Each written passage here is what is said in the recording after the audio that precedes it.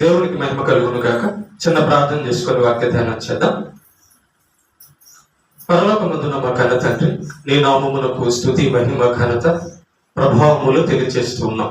మరొక దినాన్ని మాకు అనుగ్రహించినందుకు స్తోత్రాలు తండ్రి. ధ్యానిస్తున్న యొక్క నోవహు జీవితంలోంచి మాతో మాట్లాడండి, మాకు నేర్పించండి. అభ్యంతరపరచ చూచే సాతాను, దురాత్మ, చీకటి శక్తుల ప్రభావాన్ని తొలగించండి.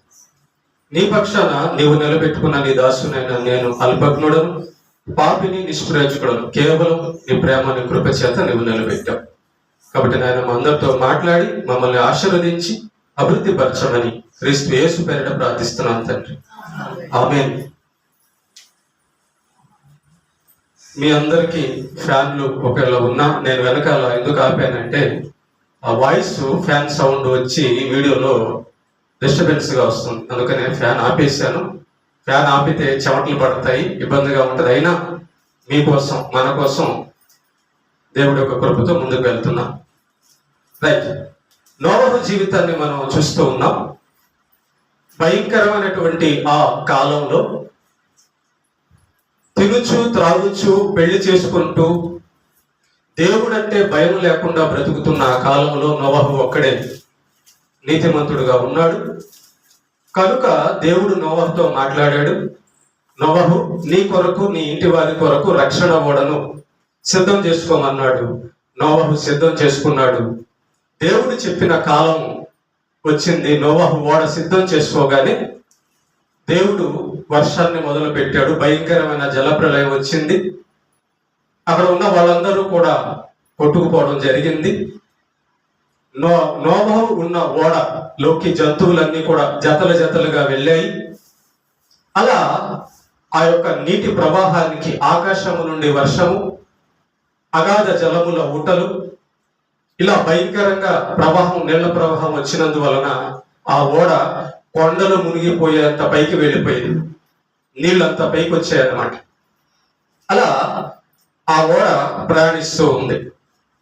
దేవుడు చెప్పినట్లుగా 40 పగళ్ళు 40 రాత్రులు ప్రచండ వర్షంతో ఈ యొక్క భూమి అతలాకుతలమైపోయింది. అగాధ జలముల ఓటలు, ప్రవాహంతో భూమి అంతా కూడా నీళ్లతో నిండిపోయింది. సముద్రము, భూమి మొత్తం కూడా కలిసిపోయింది, ఒకేలాగా అయిపోయింది అనమాట. పైన ఆకాశం నుంచి చూస్తే ఎలాగుందంటే భూమి మొత్తం ఒక సముద్రం లాగా అయిపోయింది. భూమి మీద ఉన్న మనుషులందరూ కూడా, చిన్న మొదలుకొని పెద్దల వరకు, జంతు పక్షులన్నీ కూడా, ఏ ఒక్క జంతువు, ఏ ఒక్క పక్షి, ఏ ఒక్క మనిషి అన్నవాడు భూమి మీద బ్రతకకుండా మొత్తాన్ని దేవుడు నిర్మూలన చేసేసాడు. మొత్తాన్ని దేవుడు చంపేశాడు. కేవలం నోవహు కుటుంబము 2 జతల చొప్పున జంతు పక్షులు మాత్రమే ఓడ లోపల బ్రతికి ఆ ఓడ నీళ్ల పైన ప్రయాణిస్తూ ఉంది. అప్పటి వరకు వర్షం, జల ప్రవాహం వస్తానే ఉంది. దేవుడు చెప్పాడు నోవహుతో, 40 రోజుల వరకు ఈ వర్షం, ఈ అగాధ ఊటలు, ఆ ఆకాశ తోములు వెంపబడతాయని చెప్పాడు. కాబట్టి 40 రోజులు, అలాగా 40 రోజులు కంటిన్యూగా వస్తానే ఉంది. అప్పటి వరకు వర్షం వస్తుంది. అయితే అప్పుడు దేవుడు ఓడలో ఉన్న నోవహు కుటుంబాన్ని, సమస్త జీవులను జ్ఞాపకం చేసుకున్నాడు. ఈ ఓడ ఆ నీళ్ల మీదే తిరుగుతా ఉంది. ఇక్కడ ఎక్కడ కూడా నేల అన్నది లేదనమాట. ఈ జల ప్రవాహానికి ఓడ అటు ఇటు వెళ్తూ ప్రయాణిస్తూ ఉంది. కాబట్టి ఇక దేవుడు నోవహుని, నోవహు 3 కొడుకుల్ని, భార్యని, నోవహు 3 కోడలని, ఆ ఓడలో ఉన్నటువంటి జంతు పక్షులను దేవుడు జ్ఞాపకం చేసుకున్నాడు. ఎందుకంటే వాళ్ళకి ఇక నిలబడడానికి ఎక్కడ కూడా చోటు లేదు. 8వ అధ్యాయంలో 1వ వచనంలో ఉంటది. మీరు వచనాలు టక టక టక టకని నోట్ చేసుకుంటూ వెళ్ళండి, తర్వాత మీరు చదువుకోవడానికి బాగుంటది. రైట్, దేవుడు జ్ఞాపకం చేసుకొని వర్షం, జల ప్రవాహాన్ని ఆపేశాడు. ఇక భూమి మీద ఉన్న మనుషులందరూ కూడా చనిపోయారు. జీవరాశులన్నీ కూడా చనిపోయాయి. ఇక ఎవరు లేరు. కనుక ఇక ఉన్నదల్లా నోవహు కుటుంబమే, ఆ నోవహు ఓడ లోపల ఉన్న జీవజంతు పక్షులు మాత్రమే. కనుక దేవుడు ఇక వర్షాన్ని ఆపేశాడు. ఇక జీవజలముల ఊటలన్నీ, అగాధ జలముల ఊటలన్నీ కూడా ఆపేశాడు. దేవుడు జ్ఞాపకం చేసుకొని నీళ్ల పైన గాలి విసిరేలాగా చేశాడు. అందువలన నీళ్లు క్రమంగా ఇక తగ్గిపోవడం ప్రారంభమైంది. వర్షం ఆగిపోయి జల ప్రవాహం అగాధ ఓటలన్నీ కూడా ఆగిపోయి ఇక అక్కడి నుంచి దేవుడు ఏం చేశాడంటే ఈ భూమి మీద ఉన్న నీళ్ళనన్నిటినీ కూడా ఆరిపోయేలాగా చేయాలని గాలి విసిరేటట్టుగా చేశాడు. 8వ అధ్యాయము 1-3 వచనాల లోపల ఉంటది. అలాగే నోవహు యొక్క 600 సంవత్సరము 2వ నెల 17వ దినం మొదలుకొని 7వ నెల 17వ దినము వరకు ఓడ నీళ్లపై ప్రయాణించింది. బాగా జాగ్రత్తగానండి. ఈ ఓడ నీళ్లపై ఎన్ని నెలలు ప్రయాణించిందంటే ఇది సుమారు 5 నెలలు నీళ్లపైనే తిరుగుతా ఉన్నింది ఓడ. చూడండి, ఆదికాండము 7వ అధ్యాయము 11వ వచనంలో 18వ వచనంలో 8వ అధ్యాయము 3, 4, 13, 14 వచనాల్లో ఈ మాట ఉంటది. చూడండి, 2వ నెల మొదలుకొని 7వ నెల వరకు అంటే ఎన్ని నెలలు? 5 నెలలు. 5 నెలలు ఓడ నీళ్ల మీద మాత్రమే ప్రయాణిస్తూ ఉంది. 8 నెలల తర్వాత కొండల అంచులు కనబడ్డాయి. దేవుడు ఇక నీళ్ల ప్రవాహాన్ని ఆపేశాడు కదా. 5 నెలలు నీళ్ల మీదే ఓడ తిరుగుతా ఉంది. 8 నెలల తరువాత కొండలన్నీ మునిగిపోయాయి కాబట్టి ఆ కొండల అంచు పైన టాప్ ఉంటదే, ఆ టాపు 8 నెలల తర్వాత కొద్దిగా కనపడటం మొదలైంది. చూడండి ఒకసారి 8వ అధ్యాయం 5వ వచనం చదవండి ఒకసారి అన్నమాట. ఆదికాండం 8:5 నీళ్లు తగ్గుచూ వచ్చెను. 10వ నెల మొదటి దినమున కొండల శిఖరములు కనబడేది. చూసాం, శిఖరం అంటే అంచు అన్నమాట. ఆ కొండల అంచు కొంచెంగా కనబడటం మొదలైంది అనమాట. కాబట్టి నీళ్లు ఓడను కొంత పైకి ఎత్తునకు తీసుకువెళ్ళాయి. నీళ్లు తగ్గిపోతూ ఉండగా ఓడ అరారాతు అనే కొండ మీద నిలిచింది. అది టర్కీ దేశంలో ఉంది, ఇప్పటికీ ఉంది నోవహు ఓడ. గుర్తుపెట్టుకోండి. ఇక నీళ్లు తగ్గిపోవడం ప్రారంభమైన తర్వాత ఈ ఓడ అరారాతు అనే కొండ మీదకి అక్కడికి వెళ్ళిపోగా ఇక బరువుకి ఈ ఓడ అక్కడ ఆగిపోయింది. అది ఎక్కడ? అరారాతు అనే కొండ. ఆ కొండ ఇప్పటికీ ఉంది, టర్కీ అనే దేశంలో ఇప్పటికీ ఉంది.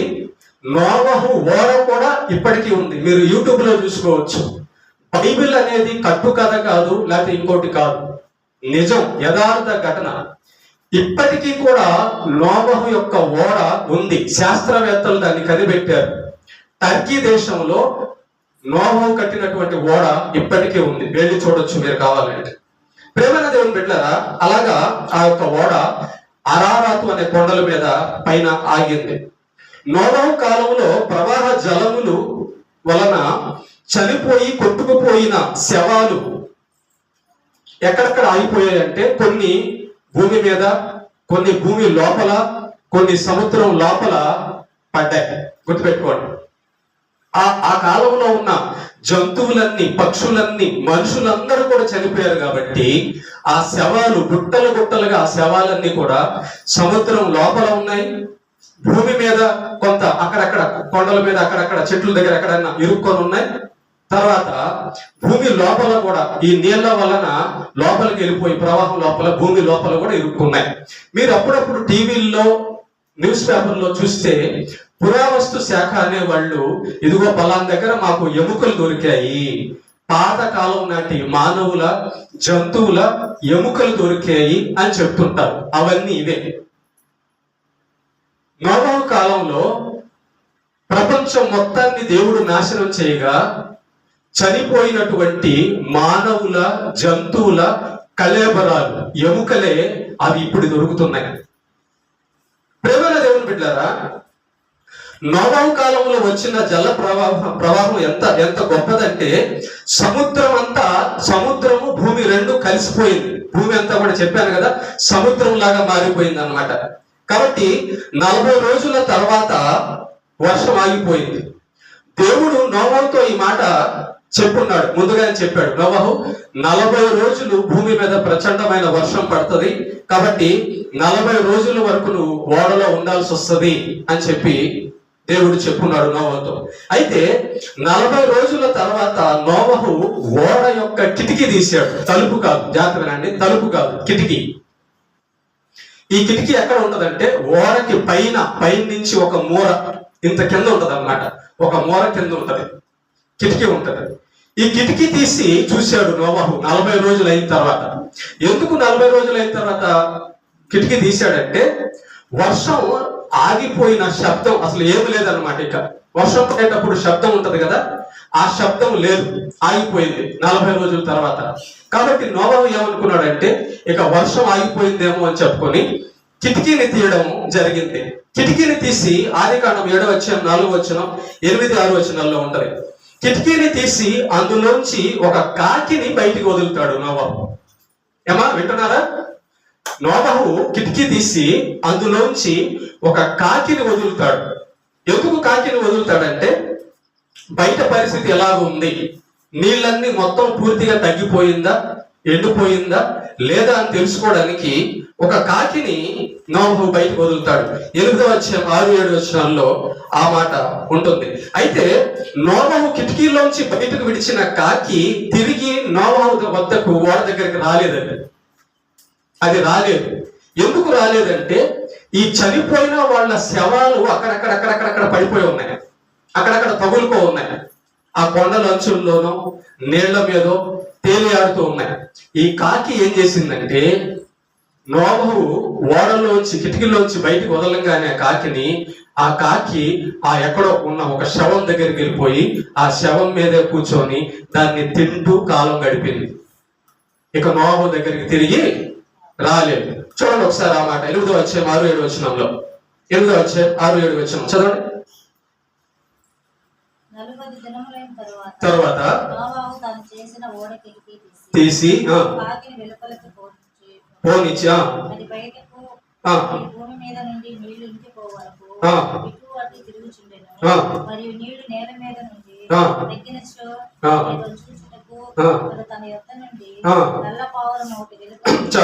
అక్కడ కాకిని వదిలిన తర్వాత కాకి తిరిగి నోవహు దగ్గరికి ఓడ దగ్గరికి రాలేదు. అటు ఇటు తిరుగుతా ఉంది అంతే. అంటే ఆ శవం దగ్గర ఈ శవం దగ్గర తింటూ బతుకుతుంది.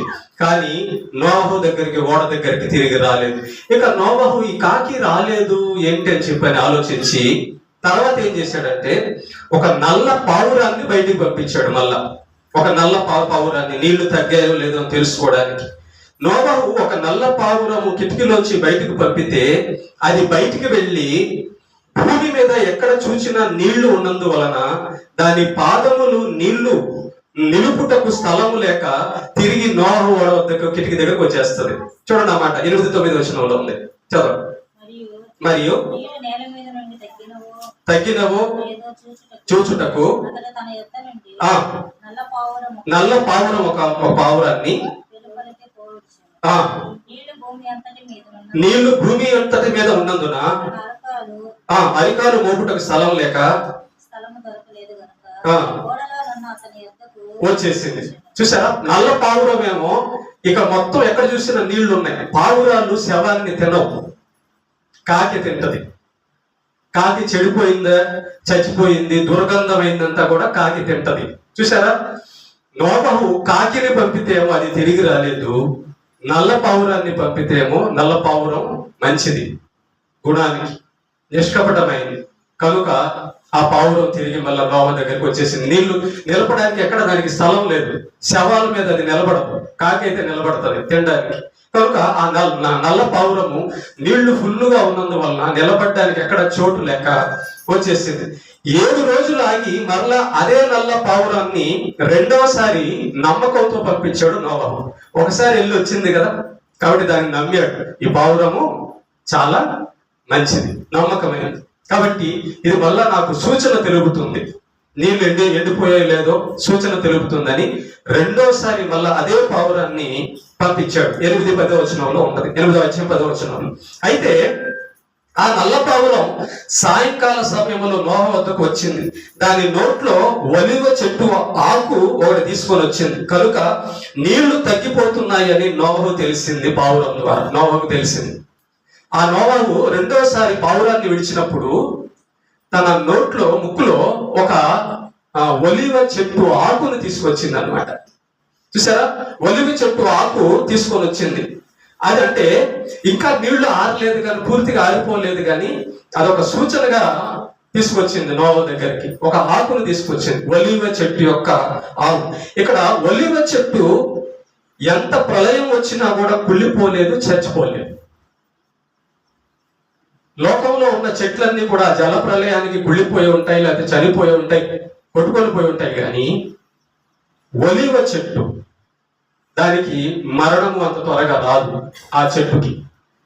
అందుకే యూదులు, ఇజ్రాయేలీలు ఒలివ నూనెను ఎక్కువ వాడతారు. ఒలివ నూనె అనేది చాలా మంచిది. ఒలివ చెట్టు అనేది దాని ఆయుష్ ఎక్కువ, చాలా సంవత్సరాలు బతుకుతారు, త్వరగా ఆ చెట్టు చనిపోదు, వేల సంవత్సరాలు. ఇప్పటికీ కూడా యేసు ప్రభు కాలంలో ఉన్నటువంటి చెట్లు ఇజ్రాయెల్ దేశంలో ఉన్నాయి. కనుక ప్రేమ దేవుని బిడ్డలారా, ఈ యొక్క ఒలివ చెట్టు ఆకుని ఆ యొక్క నల్ల పావురము నోవహు దగ్గరికి తీసుకొచ్చింది. మరలా 7 రోజుల తర్వాత అదే పావురాన్ని పంపాడు నోవహు. మూడోసారి పంపించాడు అదే పావురాన్ని. మళ్ళా 7 రోజులు ఆగి అదే పావురాన్ని నోవహు పంపిస్తాడు. అయితే అది ఇక బయటికి వెళ్ళిపోయి ఇంకా తిరిగి రాదు. ఎందుకంటే ఇక నీళ్లు మొత్తం అప్పటికి పూర్తిగా ఆరిపోయి ఉంటాయి.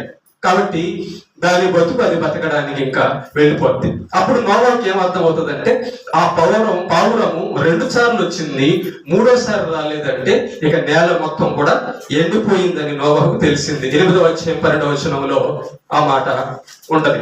కాబట్టి ప్రేమ దేవుని పిల్లరా, నోవహు కుటుంబం 2 జతల పక్షులు ఓడలో మొత్తం ఎన్ని రోజులు ఉన్నాయంటే 12 నెలల 10 రోజులు.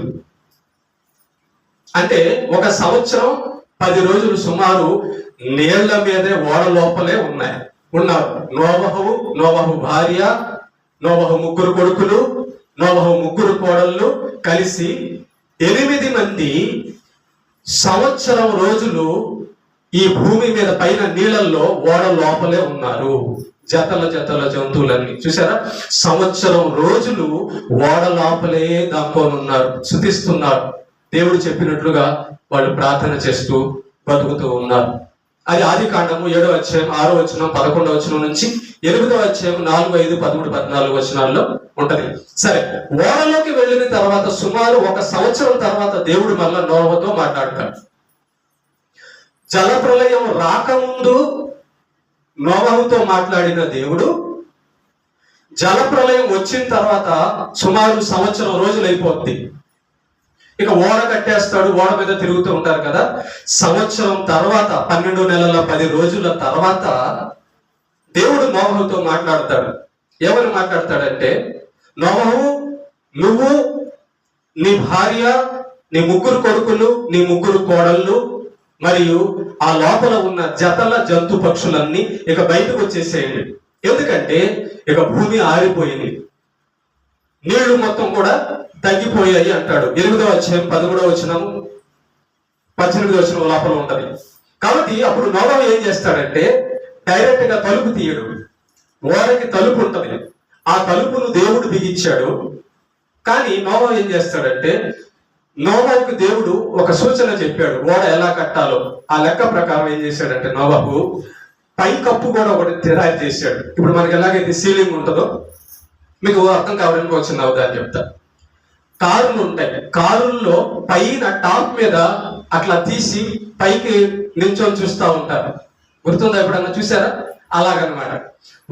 ఓడను కూడా నోవహు ఎలా నిర్మించాడంటే, పైన కప్పు ఒకటి, పైన ఒక డోర్ లాంటిది అనమాట. అది తీసుకొని పైకి వెళ్ళి చూస్తే మొత్తం కనబడుతుంది అనమాట. ఈ భూమి మీద ఉన్న ప్రదేశాలన్నీ కూడా కనబడుతుంటాయి. నీళ్లు ఆరిపోయిందా లేదా, ఎలా ఉంది పరిస్థితి అని తెలుస్తుంది. కాబట్టి నోవహు ఏం చేశాడంటే, డైరెక్ట్ గా తలుపు దగ్గరికి వెళ్లకుండా, తలుపు తీయకుండా పైకప్పు, ఓడ యొక్క పైకప్పు తీసి బయటికి వెళ్ళి చూసినప్పుడు నీళ్లు మొత్తం కూడా ఆరిపోయి ఉంది, మొత్తం ఎండిన నేలలాగా అయిపోయింది. కాబట్టి నోవహు ఏం చేశాడంటే, నోవహు కుటుంబము, జంతు పక్షులు ఆ ఓడలోంచి బయటికి వచ్చాయి 12 నెలల 10 రోజుల తర్వాత. ప్రేమైన దేవుని బిడ్డలారా, నోవహు ఓడలోంచి బయటకు వచ్చిన తర్వాత కృతజ్ఞతగా దేవుడైన యెహోవాకు బలిపీఠము కట్టి పశు పక్షులలో కొన్నిటిని దహన బలిగా అర్పించాడు. ఆది కాండము 8వ అధ్యాయం 20వ వచనం చదవండి ఒకసారి. ఆది కాండము 8వ అధ్యాయము 20వ వచనం. అప్పుడు నోవహు బలిపీఠము కట్టి యెహోవాకు పవిత్ర పశువులన్నిటిలో పక్షులన్నిటిలో కొన్నిటి తీసుకొని ఆ పీఠము మీద. ఇక్కడ మీకు ఒక డౌట్ రాలేదా? పాస్టర్ గారు, నోవహు తీసుకెళ్ళింది జతే కదా, ఆడ మగ జతే కదా, మరి అక్కడ పిల్లలు ఎక్కడి నుంచి వచ్చాయంటే ఈ 12 నెలల్లో పిల్లలు పుట్టాయి. ఈ 12 నెలల 10 రోజుల్లో ఆ లోపల ఓడ లోపల ఉన్న జతలకి పిల్లలు పుట్టాయి, పక్షుల్లో జంతువుల్లో కానీ. కాబట్టి అయితే గుర్తుపెట్టుకోండి, నోవహు 3 కొడుకులకి కానీ వాళ్ళకి పిల్లలు పుట్ల. వాళ్ళు 8 మందే ఉన్నారు. ఓడలోకి వెళ్ళిన తర్వాత ఓడలోకి బయటకు వచ్చేటప్పుడు కూడా 8 మందే మాత్రమే ఉన్నారు. ఓడ లోపల ఉన్న జంతు పక్షులకు మాత్రం పిల్లలు పుట్టాయి. కాబట్టి నోవహు ఆ యొక్క పవిత్రమైన వాటిల్లో జంతువుల్ని పక్షులను తీసి బలిగా అర్పించాడు. చూడండి నోవహు యొక్క క్యారెక్టర్ ఎంత బాగుందో, ఎంత నీతిమంతుడో చూడండి. ప్రభువా, ఈ 12 నెలల 10 రోజులు నీ వల్లే మేము బతుకున్నాం. ఈ ఓడ లోపల మేము బతుకున్నాం అంటే ఆ జనాంగంలో, నాశనమైన జనాంగంలో ఉండకుండా మేము బతుకున్నామంటే నీ దయనైనా, నీ యొక్క కృపే. ఓడలోంచి బయటికి రాగానే ఆలస్యం చేయకుండా నోవహు బలి అర్పించాడు. మీరు ఎన్ని గంటలకు వచ్చారు చర్చికి? ఆలస్యం చేయకుండా నోవహు బలి అర్పించాడు కృతజ్ఞతగా.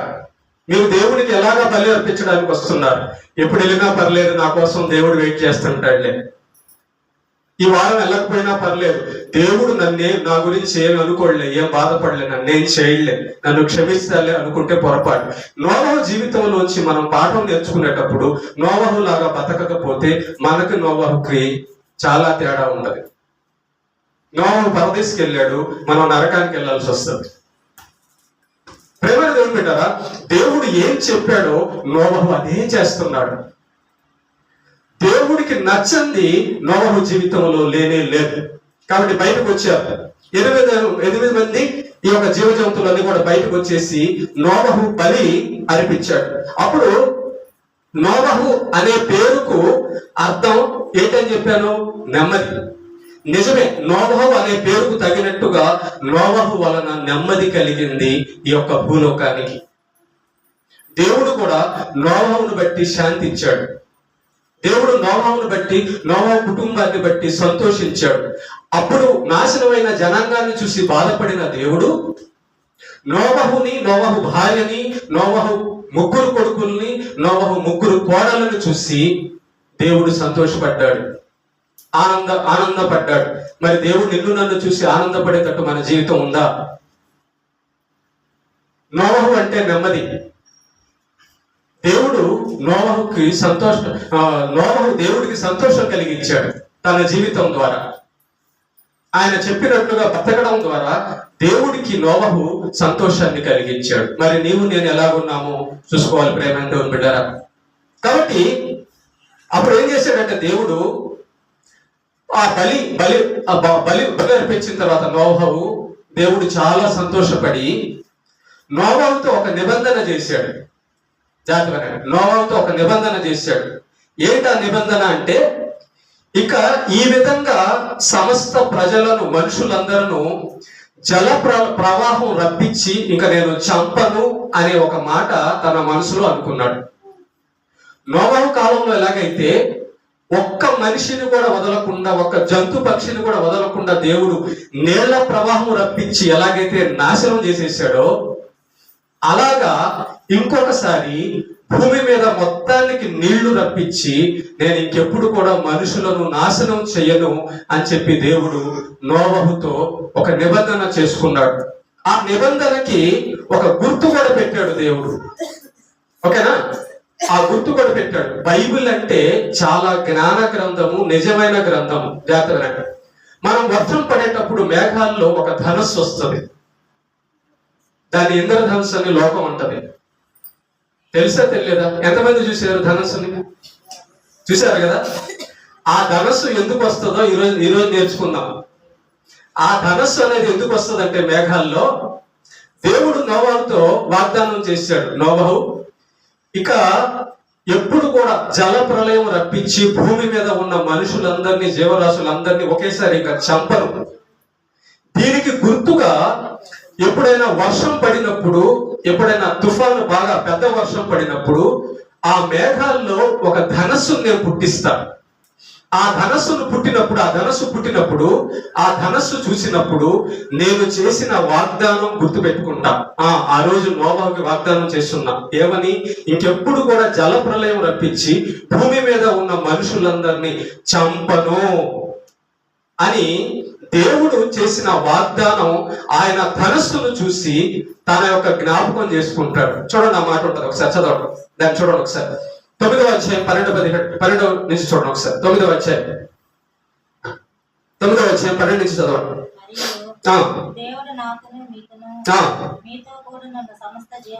జీవరాశులకు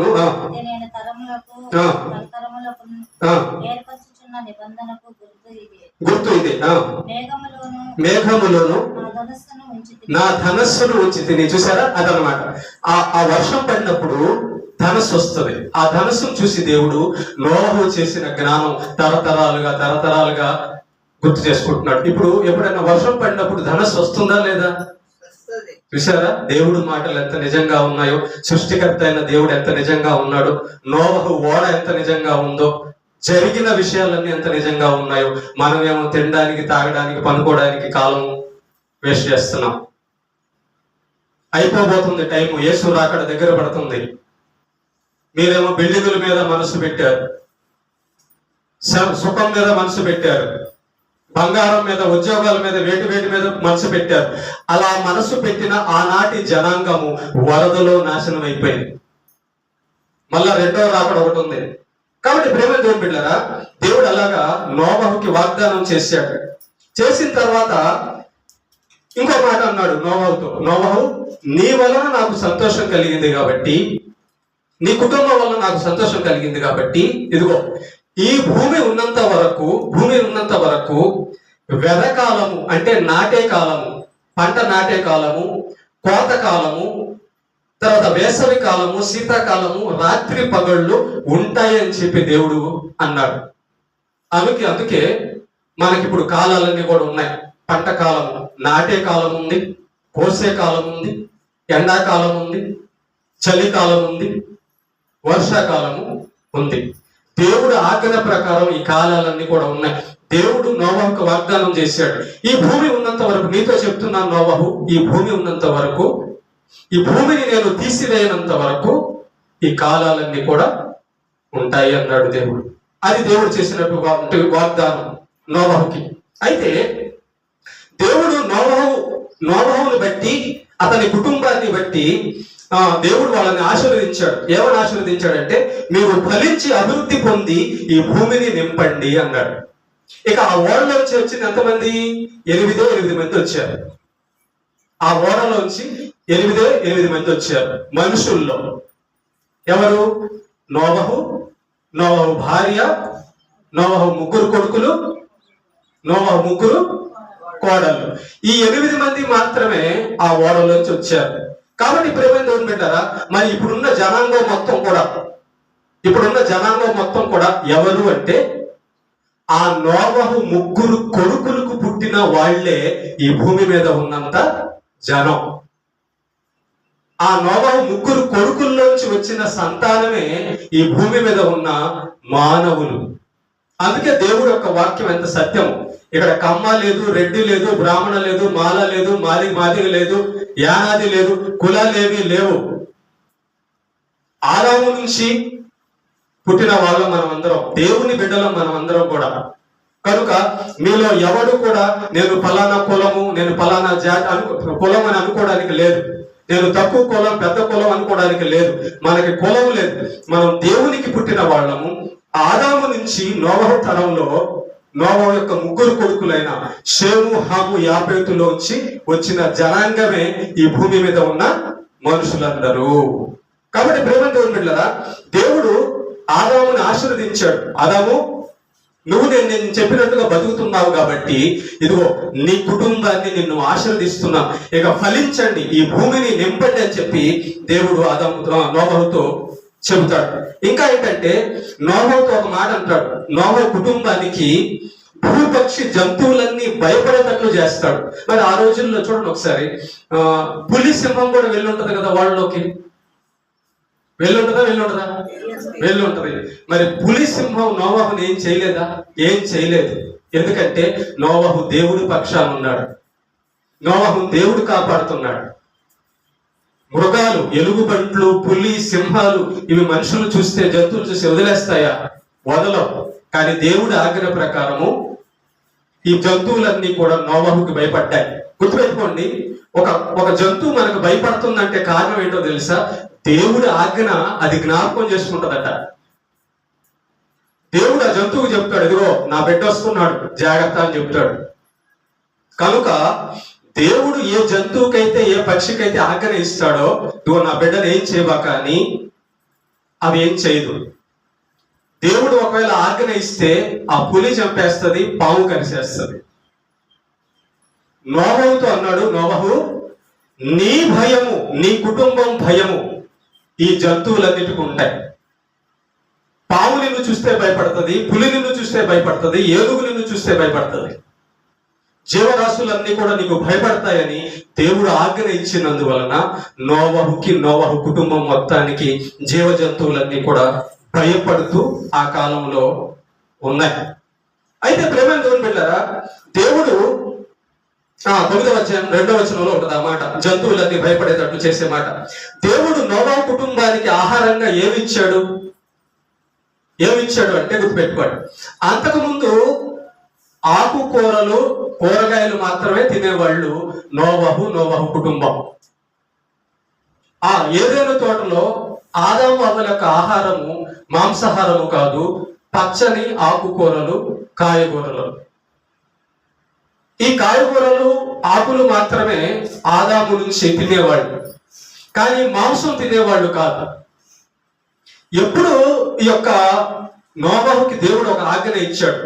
ఏమని ఇచ్చాడంటే, నోవహుకి ప్రేమ బిడ్డలారా ఒక ఆజ్ఞ ఇచ్చాడు, ఇదిగో ఆకుకూరలు, కాయగూరలు మాత్రమే కాదు, ఇక నుంచి నువ్వు మంచిగా నీ శరీరానికి మేలు చేసే జంతు పక్షుల యొక్క మాంసం కూడా తినొచ్చు, మంచి జంతు పక్షుల మాంసం, అన్ని కాదు మళ్ళా అని చెప్పాడు. చూడండి ఒకసారి ఆ మాట 9వ అధ్యాయం కూడా వచ్చినాం, చదవండి. చదువు. ప్రాణము గల చరములు అంటే జంతువులు, పక్షులు. ప్రాణం ఆకుకూరలకైనా జంతువులు కూడా ఉంటుందా? జంతువులు కూడా ఉంటది. కాబట్టి ఇక మొదలుకొని నీకు మంచిగా ఉండే జంతువులు, పక్షులు కూడా నువ్వు తినొచ్చు అని చెప్పి దేవుడు ఇచ్చాడు. ఆహార విషయంలో దేవుడు ఇంకొక ఆజ్ఞ ఇచ్చాడు నోవహుకి. ఏం ఆజ్ఞ ఇచ్చాడంటే, ఇదిగో నువ్వు మాంసం తింటావే, మాంసం తినేటప్పుడు ఒకటి గుర్తుపెట్టుకో, మాంసం తినేటప్పుడు మాంసంతో పాటు రక్తాన్ని తినకూడదు అన్నాడు. ఎందుకు ప్రభు ఆ రక్తాన్ని తినకూడదు అంటే, ఒక జంతువుకి రక్తమే దాని ప్రాణము. కాబట్టి రక్తాన్ని ఎవరైతే తింటాడో వాడు దాని యొక్క పాపం, దాని యొక్క మరణ హత్య వీడి మీదకి వచ్చినట్టే. రక్తం అనేది ప్రాణం, గుర్తుపెట్టుకోండి దేవుని బిడ్డలారా. మాంసం తినొచ్చు, మనం తినవలసిన మాంసం తినొచ్చు, కానీ ఆ మాంసంతో పాటు రక్తాన్ని కలిపి తినకూడదు. చూడండి అన్నమాట, చదవండి ఒకసారి 9వ అధ్యాయం 4-5 వచనాలు చదవండి. అయినను దాని రక్తంతో మీరు తినకూడదు. చూసారా? ఎందుకంటే రక్తమే దాని ప్రాణం. చదవమ్మా. మీ రక్తమును గురించి విచారణ చేస్తాను. చూసావా? జాగ్రత్తగా ఈ మాట జాగ్రత్తగా మీకు. చాలా మంది రక్తాన్ని తింటుంటారు, శాపం అది. ఎవరైతే రక్తాన్ని తింటారో వాళ్ళు శాపగ్రస్తులు అవుతారు. మాంసంతో పాటు దాని రక్తాన్ని తినకూడదు. దేవుని శాపం వాళ్ళ మీదకి వస్తుంది. దేవుడు విచారణ చేస్తాడట. నీకు చెప్పారు కదా రక్తం తినొద్దని. విచారణ చేయడం అంటే శిక్ష వేయడం. ఇంకా మనిషి రక్తం కార్చిన వాని విచారణ చేస్తానంటున్నాడు దేవుడు. 9:5 చదవండి. 9:5 మీ రక్తమును గురించి విచారణ చేయడం జాగ్రత్త. ఎవరినైనా ఎవరి రక్తమైనా మనం ఒలికిస్తే దాని గురించి దేవుడు తీర్పులోకి తెస్తాడు. అందుకే దేవుడు నరహత్య చేయవద్దు అన్నాడు. కయీను తన తమ్ముడైన హేబేలుని చంపినప్పుడు రక్తం ఒలికింది. లెమెకు ఈ నోవహు యొక్క తండ్రి ఒక అతన్ని చంపేశాడు. అందుకే దేవుడు నోవహుకు ఒక ఆజ్ఞ ఇచ్చాడు. ఇదిగో నోవహు, నీవు ఎవరి రక్తము ఒలికించకూడదు. కనుక ప్రేమ దేవుడు గుర్తుపెట్టుకోండి, మనిషి యొక్క రక్తం బయటికి వచ్చే పని మనం చేస్తే దేవుడు ఖచ్చితంగా దాన్ని విచారణలోకి తీసుకొస్తాడు. మనం ఎవరినైనా కొట్టినప్పుడు ఆ మనిషిలోంచి రక్తం బయటకు వస్తే ఆ వచ్చిన రక్తాన్ని బట్టి దేవుడు నిన్ను విచారిస్తాడు. నీకు శిక్ష విధించవచ్చు, రోగాల పాలు చేయొచ్చు, లేదా చంపనన్నా చంపేయవచ్చు. నెంబర్ 1, మాంసంతో కలిపి రక్తం తినకూడదు. నెంబర్ 2, రక్తం ఒలికించకూడదు. ఎవరిని రక్తం వచ్చేటట్టుగా కొట్టకూడదు. దేవుడు విచారణలోకి తీసుకొస్తాడు. ఇంకొక ఆజ్ఞ ఏమిచ్చాడంటే మనిషి రక్తం గురించి జంతువులు కూడా విచారణ చేస్తా అన్నాడు. చూడండి 9:5 చదవండి ఒకసారి. అది చంపితే, జంతువులు చంపుతుంటాయి కదా, మనుషులను ఎప్పుడైనా చంపుతాయి, దాన్ని కూడా విచారణ చేస్తా అంటాడు. చూడండి ఒకసారి 5 దాని గురించి ప్రతి జంతువును జంతువుని విచారణ చేయడం ఏంటి? జంతువుని విచారణ చేయడం ఏంటి? ప్రేమలో దొరికింటారా? కొన్నిసార్లు జంతువులు కూడా మనిషి మీద పడి దాడి చేస్తుంటాయి. దాని గురించి కూడా విచారణ చేస్తారంటున్నాడు దేవుడు. కనుక రక్తం విషయంలో చాలా జాగ్రత్త. రక్తం అనేది నరహత్యతో సమానం. రక్తం తినకూడదు, రక్తం ఒలికించకూడదు. ఈ విషయంలో దేవుడు నోవహుకి ఆజ్ఞ ఇచ్చాడు. కనుక ఓడలోంచి బయటకు వచ్చిన తర్వాత ఈ ఆజ్ఞలు పొందిన నోవహు 3 కొడుకులు, నోవహు 3 కోడళ్ళు అప్పటి నుంచి మంచిగా దేవుడు చెప్పినట్లుగా బతకడం ప్రారంభించి వాళ్ళు పిల్లలను కని అలా కన్న పిల్లలే ఈ భూమి మీద మొత్తం వ్యాపించారు. చూడండి 9వ అధ్యాయము 18-19 వచనాలు చదవండి. 9వ అధ్యాయము 19-19 వచనాలు చదవండి. ఓడలో నుంచి వచ్చిన నోవహు కుమారులు హాము, యాపేతు అనువారు కనానుకు తండ్రి. ఈ 3 నోవహు కుమారులు, వీరి సంతానము భూమి అంతటా వ్యాపించింది. ఇప్పుడు మన పూర్వీకులు ఎవరు? నోవహు, షేము, హాము, యాపేతు. అర్థమైందా? రెడ్డిలోంచి, బ్రాహ్మణులోంచి, మాలలోంచి, మాదిగలోంచి రాలా మనం. ఎవరిలోంచి వచ్చాము? నోవహు కుటుంబంలోంచి వచ్చాం మనం. చరిత్ర తెలియదు వీళ్ళకి, బుద్ధిహీనులు, తెలీదు. కలెక్టర్ అయినా చదవని, IAS అయినా చదవని. అందుకే చెప్తున్నాడు దేవుడు ఈ లోక జ్ఞానమును వేరితనం ఎందుకు అన్నాడంటే వాళ్ళకి తెలియదు, చరిత్ర తెలియదు.